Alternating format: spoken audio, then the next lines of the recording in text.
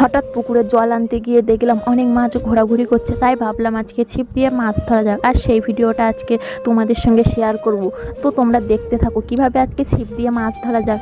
তো তোমরা দেখতেই পাচ্ছ কত মাছ ঘোরাঘুরি করছে। বলতে বলতে আমি ছিপ নিয়ে বসে পড়লাম, দেখি কি মাছ পড়ে।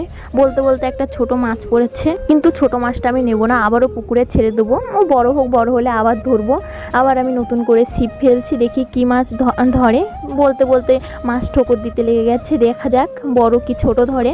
মাছ তো ঠোকর দিচ্ছে, তো দেখা যাক মাছ ধরে কি। তোমরা দেখতে থাকো।